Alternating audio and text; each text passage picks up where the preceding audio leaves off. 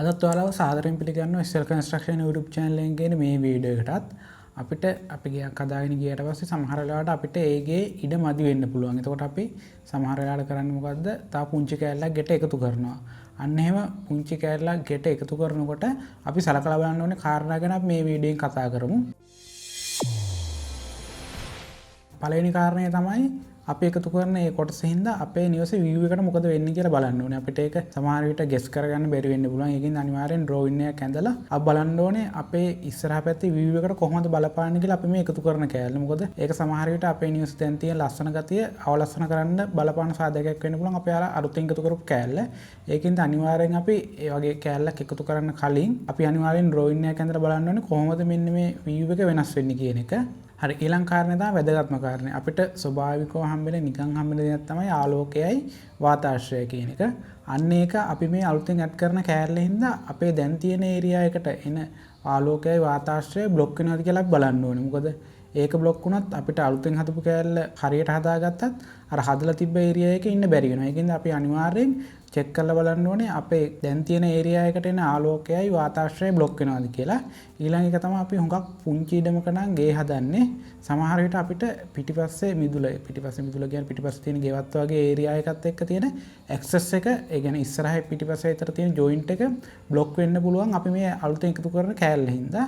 ඒකින්ද අපි බලන්න ඕනේ අන්නේ ඇක්සස් එකට මොකක් හරි ගැටලුවක් වෙනවද කියලා. මොකද අපිට පිටිපස්සේ ඉඳන් මොනවා හරි කුණු උනක් ගේන්න වෙන්නේ ඇක්සස් එක බ්ලොක් කරලා නම් ගේ යස්සෙන් තමයි.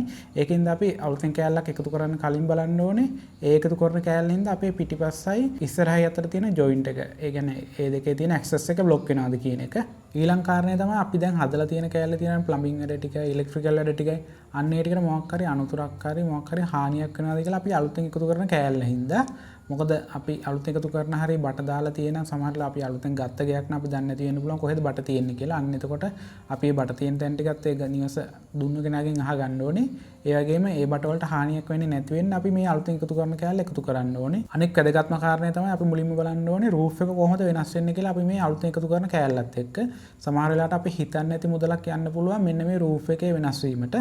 මොකද දැන් තියෙන රූෆ් එකට අපි ජොයින් කරනකොට ඒ ජොයින්ට් එක එන විදිහ ඒ ඔක්කොම ටික මුලින්ම සැලසුම් කරලා තමයි අපි අලුතෙන් කෑල්ලක් එකතු කරන්න ඕනේ. ඊළඟට තවත් බලන්න ඕනේ වැදගත් කාරණයක් තමයි රෝඩ් එකට තියෙන ඇක්සස් එක බ්ලොක් වෙනවද කියලා අපි මේ අලුතෙන් එකතු කරන කෑල්ල හින්දා. ඒ කියන්නේ අපිට කලින් ඉඩම ඇතුලේ වාහනයක් හරව ගන්න පුළුවන්කම තිබ්බේ. ඒකෙන්ද අපිට ලොකු පහසුවක් තිබුණා. නමුත් මේ අලුතෙන් එකතු කරන කෑල්ල හින්දා ඒ දේ මගහැරනවා නම් අපිට අමාරු වෙනවා අර කලින් විදිහට වාහනයක් හරව ගන්න. අන්න ඒ වගේ රෝඩ් එකට තියෙන ඇක්සස් එක කොහොමද ඒකට මොකක් හරි බ්ලොක් වීමක් වෙනවද? අන්න ඒ වගේ කාරණා ටිකත් අපි සලකලා බලන්න ඕනේ අලුතෙන් නිවසට කෑල්ලක් එකතු කරන්න කලින්.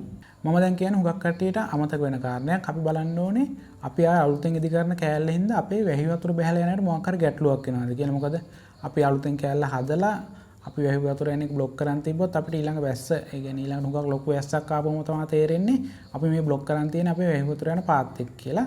ඒකින්ද ඒ වගේ බ්ලොක් වීමක් වෙනවනේ ඒකට සුදුසු විදියට බට දාලා ඒක අපි හදා ගන්න ඕනේ මේ වැහි වතුර ටික බ්ලොක් වෙන්නේ නැති වෙන්න.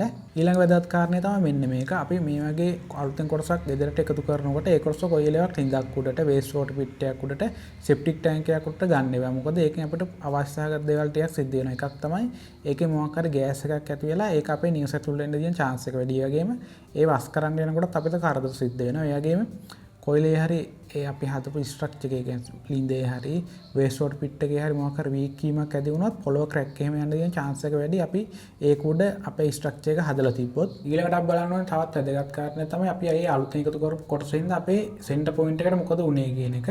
සමහර වෙලාවට ඒ සෙන්ටර් පොයින්ට් එක අර කලින් තිබ්බ තැන හුඟක් වෙනස් වෙලා තියෙන්න පුළුවන් අපේ අලුතෙන් එකතු කරපු කෑල්ලෙන්ද. ඒකින්ද අනිවාර්යෙන් ඒ ගැනත් අපි සැලකිලිමත් වෙන්න ඕනේ. ඒ වගේම අපි මුලින්ම ගේ හදනකොට වර්ග අඩි ගානකට සිහියුම් කරලා තමයි ගේ හදන්නේ. එතකොට අපි අලුතෙන් එකතු කරන කෑල්ලෙන්ද ඒ වර්ග අඩි ගාන වෙනස් වෙනවා. එතකොට අපි මම කලින් වීඩියෝ එකේ පෙන්වන chart එක, ඒ chart එකේ ඊළඟට අපිට ගැලපෙන වර්ග අඩි ගානට හරියන විදිහට තමයි අපි අර කෑල්ල එකතු කරන්න ඕනේ.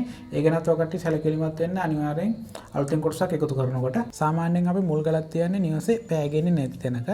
ඒ කියන්නේ ෆවුන්ඩේෂන් එකේ ඉඳන්ම උඩට බිත්තියක් යන තැනක තමයි අපි මුල් ගලක් තියන්නේ.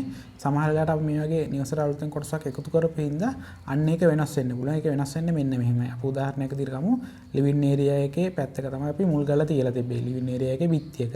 ඊට පස්සේ අපි ලිවින් ඒරියා එක මැද කියලා ලිවින් ඒරියා එක ලොක් කරනවා. එතකොට අපි අර මුල් ගල තිබ්බ බිත්තිය කඩලා අයින් කරා කියමුකෝ. එතකොට ඒ බිත්තිය කඩලා අයින් කරලා අපි ලිවිං ඒරියා බිත්තිය තව ටිකක් පිටිපස්සට ගත්තා. එතකොට ලිවිං ඒරියා එක ලොකු වුණා. ඒ කියන්නේ අපිට ඕන කාරණේ සිද්ධ වුණා. නමුත් අර මුල්ගල තිබ්බ තැන තියෙන්නේ. දැන් ඒ කුඩින් අපහම ටයිල් ඇතුරුවා නම් ඒ මුල්ගල තිබ්බ තැන පෑගෙනවා. එහෙම පෑගෙන්න හොඳ නැහැ. අපි පෑගෙන්නේ නැති තැනක තමයි මුල්ගල තියන්න ඕනේ. ඊළඟට අපි බලන්න ඕනේ වැදගත් කාරණයක් තමයි අපි අලුතෙන් එකතු කරන කොටස ඒ දිශාවට සුදුසු ගෘහාංගයක්ද කියන එක. කියන්නේ කිචන් එකට සුදුසු දිශා තියෙනවා, නුසුදුසු දිශා තියෙනවා. ඒ වගේම මාස්ටර් බෙඩ්රූම් එකට හොඳ දිශා තියෙනවා, හොඳ නැති දිශා තියෙනවා. අන්න ඒ විදිහට අපි අලුතෙන් එකතු කරන කොටසට සුදුසු දෙයක්ද අපි එකතු කරන්න කියන එක බලන්න ඕනේ. අපි අලුතෙන් එකතු කරන කෑල්ලේ අපි ගේ බිත්තියකට අල්ලලා බාත් รู මයක් වගේ හදනවනම් අනිවාර්යෙන් අපි වෝටර් ප්‍රූෆින් එකක් කරන්න ඕනේ. නැත්තම් ගේ ඇතුල් පැත්තට වතුර එන්න තියෙන chance එක වැඩි. ඒකට ගේ ඇතුල් පැත්තේ බිත්තිය නරක් වෙන්න පුළුවන්. හොඳයි. මේ වීඩියෝ එකෙන් මම කතා කරේ අපේ නිවසට කොටසක් එකතු කරනකොට සලකලා බලන්න ඕනේ කාරණා ටිකක්. මම හිතනවා මේ කාරණා ටික ඔය කට්ටිය මොකක් වැදගත් වෙයි කියලා ඔය කට්ටිය ගෙදර මොකක් හරි renovation එකක් කරනකොට. ඉතින් මේ වීඩියෝ එක ගැන හිතෙද්දිත් අනිවාර්යෙන් පල්ලෙහාන් කමෙන්ට් එකක් දාන්න. ඒ වගේම ඔය කට්ටිය යාළුවන්ට බලන්නත් මේ වීඩියෝ එක share කරන්නත් අමතක කරන්න එපා. ඒ වගේම අපේ channel එක තාමත් subscribe කරලා නැත්නම් පල්ලෙහා තියෙන රතු පාට බටන් එක වල අපේ channel එක subscribe කරලා තියාගන්න. සිංහලෙන්ම මේ වගේ වීඩියෝ ඉස්සරහට බලන්න. හොඳයි එහෙනම් අලුත් වීඩියෝ එකකින් අපි නැවත හමු වෙමු.